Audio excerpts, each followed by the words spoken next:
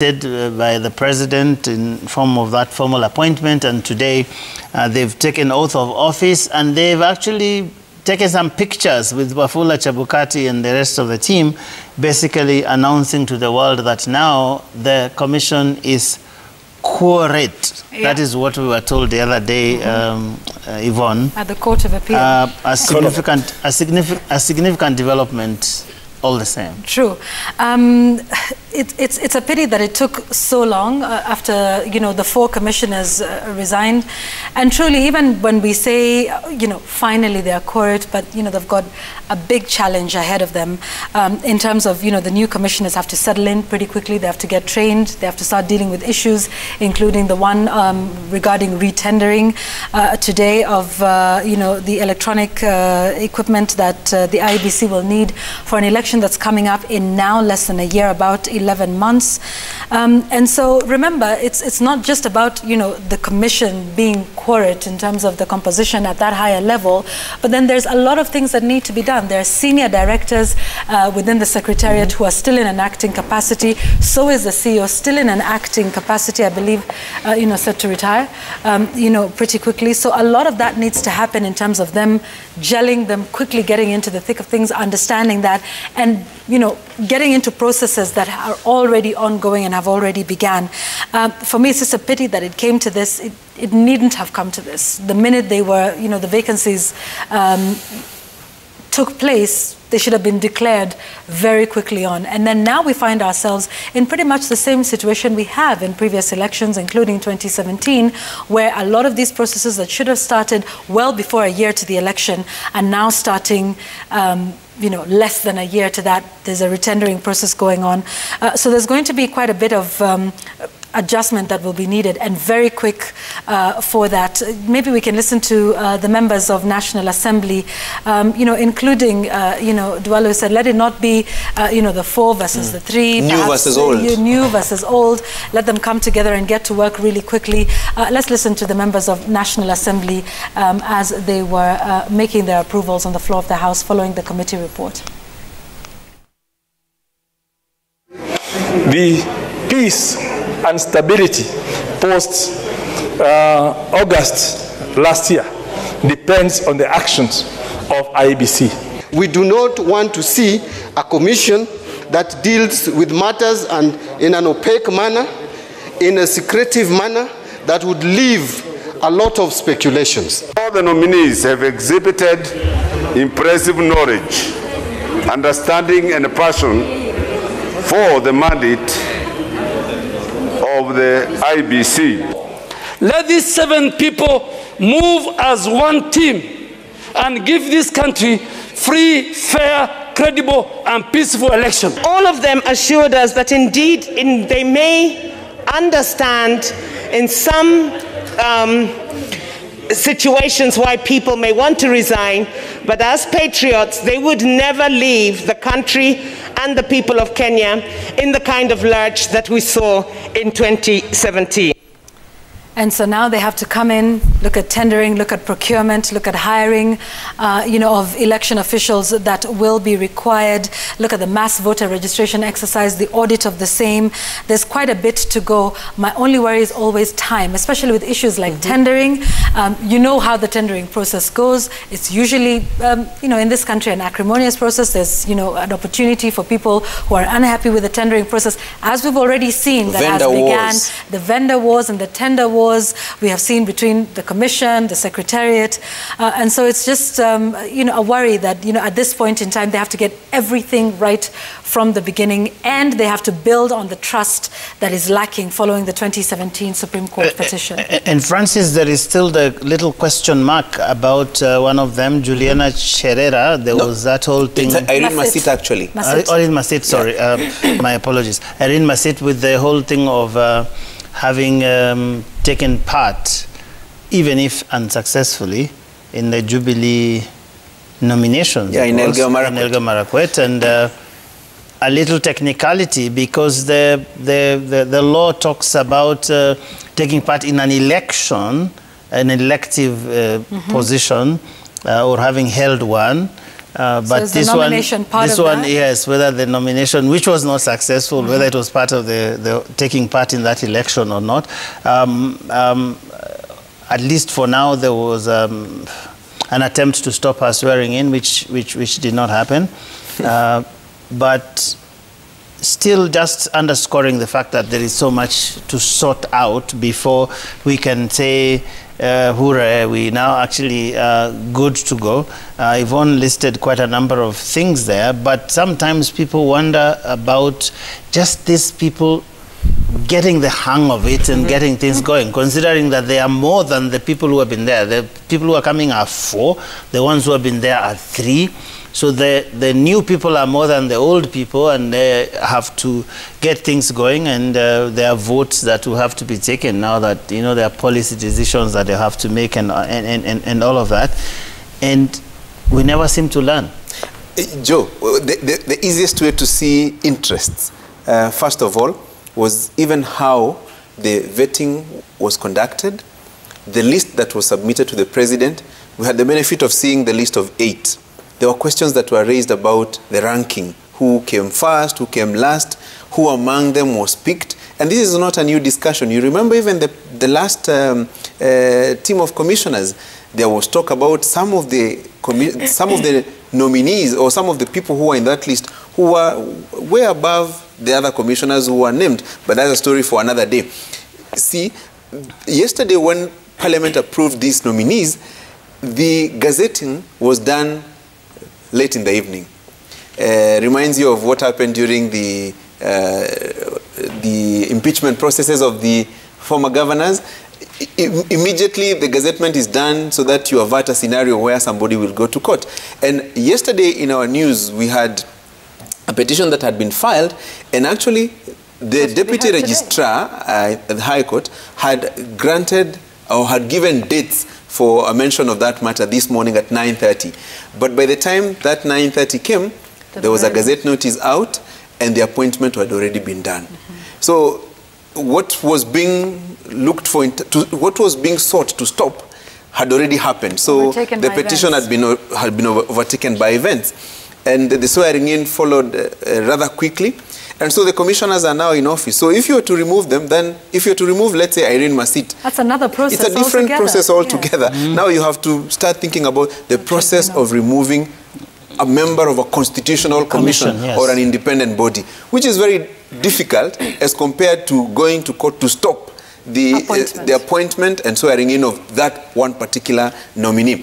But that ship has sailed now. Yeah, the ship has sailed. But be it as it may, the first order of business for the commission will be to do what? To elect a vice chair. More or less, most likely, it will be a lady. And the lady definitely comes from the list of 4 new commissioners. That will be the first order of events. Number 2, during the vetting process, as a result of the High Court judgment and the Court of Appeal judgment, there were questions that were asked to the 4 nominees. What will you do to regularize the decisions that have already been made by the 3 commissioners to avert a scenario where somebody can go to court and seek to nullify the outcome of the next election as a result of the quorum of IEBC? So you can expect some discussions about reviewing some of the decisions. And many of them actually committed to reversing some of those decisions in order to regularize. And the revision that you're talking about, Joe, is major, because here is a commission that has already prepared a strategic plan, an election plan, an operational plan, budgets, recruitment of returning officers is on. Mass voter registration has been designated, even dates have been outlined. Then lastly, already adverts have been made inviting people to bid for supply of ballot materials. So there's a lot of work that needs to be done. And the question also of whether IEBC will be going to the Supreme Court to appeal the judgment of the Court of Appeal insofar as the question of quorum and procedures of IEBC are concerned. So a lot of work for the commissioners. And of course, you cannot inevitably run away from the question of who's commissioners. And that's going to be interesting. And it always comes up when we go into this election where within a short time, and Linus, you could weigh in here, within a short time, people start seeing those commissioners in a certain way, that these ones maybe belong here, maybe these ones belong here, and usually that would then create the tension and the rifts that eventually can even affect how they then conduct the election. Indeed, avoiding those perceptions is their biggest responsibility. Greater than anything else, greater than those tenders they're going to review and all these procedures that we are talking about here. And understanding that there are two things. One is the low confidence people have in the IEBC. They are going into a depleted organization in terms of public faith, public trust, and they have a duty to start rebuilding the trust of the public in the IEBC. Number two is to rebuild the public trust again and public faith in elections, because we've not had an election that the public trusted both the process and outcome since 2002. Since 2002, those are very, very many years. But I don't know how and what kind of advice they do get when they are going into offices. But I personally see their role as similar to that of the judges that, you know, JSC picks through a very acrimonious process. There are these perceptions of candidates, this and that, being fronted by so and so. These perceptions attend to you while you're going through the interview process. Yeah. But once you land at the IEBC, you realize it's a space of shared responsibility. The election is a good election is a common objective of everybody there, whether it's the commission or the secretariat. And they have a very bad example to run away from. And that is the IEBC that we last saw, that conducted the 2017 election and the repeat election on the 26th of October 2017, where we had commissioners resigning and unresigning at some point. You know, a very, very messy and openly politically affiliated kind of commission. A commission that you can actually tell where they stand. I feel that this new commission must, if for lack of any other good example, relieve the ECK of Samuel Kivuitu and team in 2002. You realize a lot of the commission's work, especially for the commissioners, is not really straight out of the book, but it's about the character that they project out there, the confidence, the ability to withstand the pressure that comes from politicians, and the ability to be the adult in the room during the conduct of elections. So it's not so much how much you know about the electoral law and things like that. It is how are you carrying yourselves as a commission? Are you going to be a commission that is in charge of the process completely? The last two commissions, that is under the current chairman, Wafula Chebukati, and previously under Ahmed Isaac, gave all the impression of a supervised IEBC. Commissions that took instructions from elsewhere. And I remember having a chat with one of them one time and saying, when they used to go to Harambee House to discuss procurement of election materials. Now, independence is also perception. You have to protect it. Even a cup of tea in Harambee House, a very innocent one, will land you into the wrong ditch of perceptions of bias, perceptions of taking instructions from an arm of government. Remember, independence is actually guaranteed for the IEBC, but will the people that come in actually project that? I have to say, and with a lot of regret, that we haven't seen a chairman or an office bearer that projected as much independence as did the likes of Samuel Kivuitu and you remember the vice chair, Joe? Gabriel Mukele. That team really demonstrated that they are in charge of the election. Politicians listened to them. Parties listen to them. When they summon you, and people used to rush to either KICC or the ECK headquarters. We want to see a more confident IEBC, not the supervised little wing they have been for the last few years. Wow. Yeah. At the same time, Joe, it is also instructive to note that today, 2nd of September 2021, the commissioners go in for a term of 6 years. So it means by 2nd of September 2027, the term will be ending. So we will also have a discussion like we've had in the last few months. It's always deja vu. I think one of the things that for me stand out is the fact that we don't seem to take the whole electoral question seriously in the country. Why do I say that? I mean, elections have brought problems in this country. We have seen very serious violence in this country because of disputed electoral results, because of a crisis of confidence in the electoral body. And so for us to have moved on as if nothing was going on as a country, and suddenly, you know, we are here less than 12 months to the election, and when we are constituting this thing, and we haven't seen that kind of urgency, even with the politicians. I mean, Linus is talking about a respected IEBC that, you know, politicians defer to. When the IEBC says something, they listen. But how are they going to listen to people who are so new, who are basically just trying to learn the ropes to find their way around? So I think there's a sense in which one can even hazard a guess that some of these crises are created deliberately, because how can we have a conspiracy of silence all across the board? I mean, fine, the president is the appointing authority. He should have declared the vacancies and all of that. But where has that noise been? Where people are saying, hey, we are 2 years to the election, we are 3 years to the election. Irreducible minimums that were there, you know, for NASA before, and the calls and the cries for electoral reform in this country, that just went quiet. It's reduced to the irreducible minimum, reduced to zero. So that is the problem we are talking about, that now we are suddenly saying, oh yeah, this is new and everything. I mean, we've talked about it even on this show.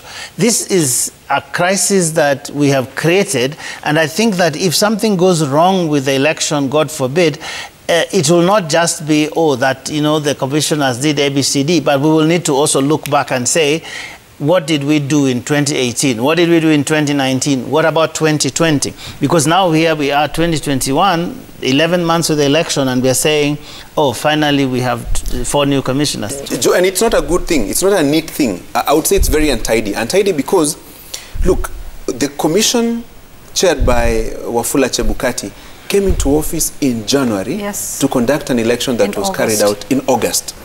What was the aftermath? Nullification of the presidential election. Here we have 4 commissioners coming into office 11 months to the general election. A lot of things need to be sorted out.